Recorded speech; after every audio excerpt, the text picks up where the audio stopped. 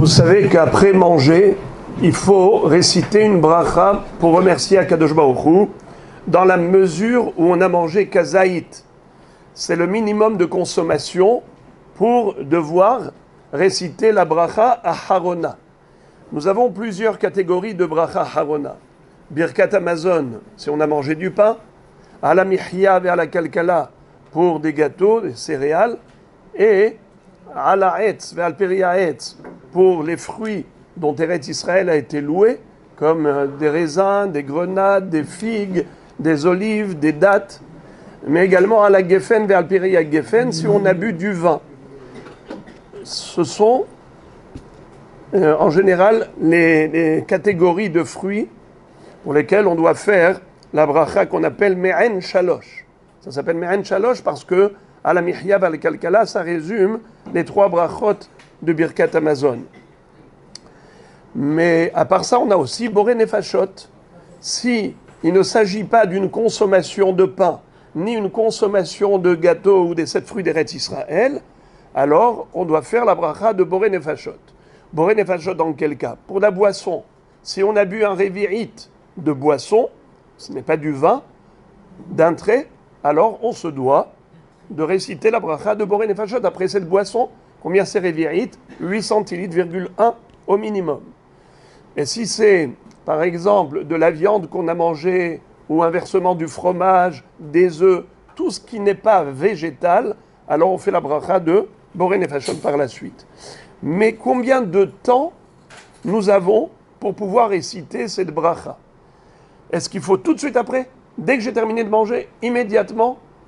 Eh bien oui, le chatechila, a priori, pour ne pas oublier de réciter la bracha Aharona, alors il vaut mieux faire la bracha le plus tôt possible, le plus vite possible, sans changer de lieu, de manière à ne pas oublier la bracha.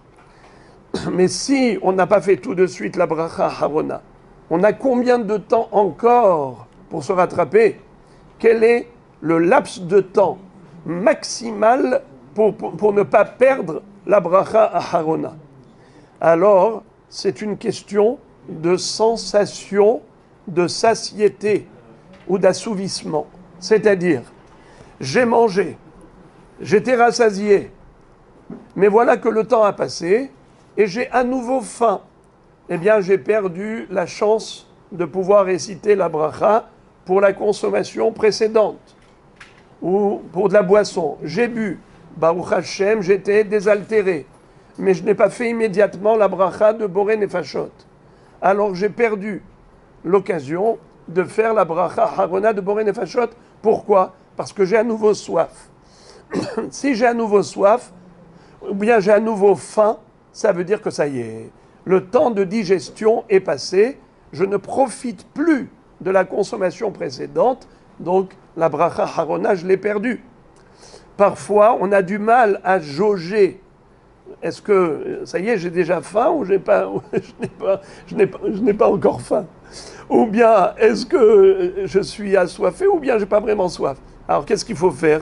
Dans des cas pareils où on a un doute, on va manger encore un kazaït, comme ça on est sûr. On va encore boire un verre, comme ça on est sûr de devoir réciter la bracha. On ne rentre pas dans le safek brachot. Un grand chidouche du Rav Ovadia Yosef Zatzal, un chidouche extraordinaire. Il dit par exemple, lorsqu'on est là pour la veillée de Shavuot, ou la veillée de Hoshana Rabbah, ou une personne qui se trouve dans son lieu de travail toute une journée, eh bien, on sait qu'on va manger plusieurs fois. On va nous servir à manger plusieurs fois, à boire plusieurs fois. Alors on fait une bracha au début de la veillée. Et on fait quoi la bracha Harona à la fin? On a mangé toute la nuit, à la fin on fait la bracha. On a bu toute la nuit, à la fin on fait la bracha. Le problème c'est quoi? Le problème c'est que parfois il y a des interruptions. C'est-à-dire que j'ai mangé, j'ai bu, donc j'aurais dû faire par exemple Ala Mihya vers la Kalkala et Boré Nefashot. Mais après ça j'ai continué ma lecture pendant 1 heure. D'accord? Encore 1 heure. Et après, à ce moment-là, j'ai remangé. Pourquoi? Parce que j'ai eu faim. Parce que j'ai eu encore soif. Alors si j'ai eu faim, j'ai eu encore soif, c'est que le temps de digestion de la première consommation est passé. Alors j'ai perdu la bracha harona. Qu'est-ce qui va se passer? On va faire la bracha harona à la fin de la veillée, mais ce sera que pour la dernière consommation. Mais qu'en est-il des précédentes? Pour celle-là, je n'ai pas remercié Akadosh Baruch Hu. Alors il dit un super grand hidouche. Écoutez ce qu'il dit.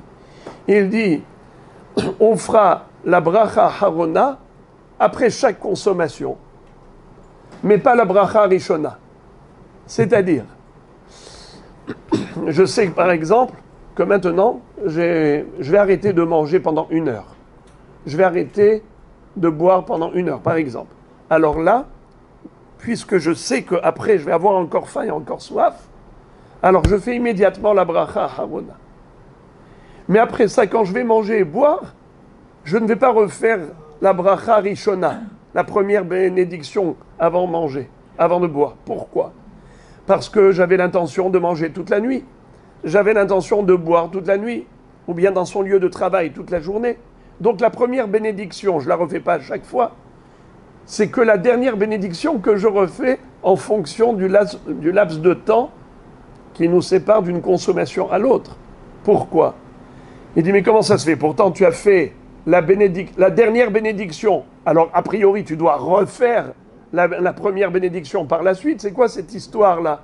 Mais la bracha harona, elle coupe. Donc, tu aurais dû recommencer. Chez Akolni Abidvaro, Boré Peri Haetz, Boré Peri Adama. Ça veut dire quoi? Tu ne t'appuies sur la première bracha, mais tu as fait plusieurs fois bracha harona? Et il dit oui. Pourquoi? Parce que, généralement, pourquoi après la bracha harona, il faut refaire la bénédiction pour manger et boire? C'est parce que, si on a fait la bracha harona, c'est qu'on n'avait pas l'intention de continuer. On a marqué le stop, la fin de la première consommation. C'est ça ce que ça veut dire bracha harona. Mais lorsqu'on sait pertinemment que la bracha harona ne va pas marquer la fin de toute consommation, car j'ai l'intention de consommer toute la nuit, alors je récite la bracha harona juste pour ne pas la perdre, cette occasion de cette mitzvah. C'est juste pour ne pas perdre la bracha harona, mais j'ai l'intention de continuer à manger. Alors dans ce cas-là, puisque tu as l'intention de continuer, eh bien dans ce cas-là, tu referas pas la première bénédiction pour les futures consommations. Vous savez, parfois on mange un bonbon, nachon, ou on va dire des choses, pas qu'un bonbon, des choses qui nécessitent bracha harona. J'ai mangé, j'ai fini, mais j'ai terminé avec une sucrerie. La sucrerie, je l'ai encore entre les dents. Je fais bracha harona, mais ce sucre-là, il est encore là, il me donne encore du goût. Et je profite de ce sucre. Comment je fais avec la bracha? Je profite sans bracha? Non, j'ai fait la bracha avant. Oui, mais tu as fait la bracha harona et tu continues de sucer ton bonbon, en fait, le sucre que tu as entre les dents. Mais la première bracha, j'avais l'intention pour toute la consommation. Donc jusqu'au bout, la bracha harona ne marque pas une interruption par rapport à ce qui me reste entre les dents, parce que ça, je le savais, que j'ai fait la bracha rishona pour tout ce que je consomme. Donc même si j'ai fait la bracha harona, je n'ai pas besoin de refaire la bracha pour le sucre que j'ai entre les dents. Pourquoi? Parce que la première bracha, c'était pour toute la consommation, même celle-là, qui perdure. Voyez-vous? C'est un hidouche, un grand hidouche. Bochim tiyou. Bonne journée.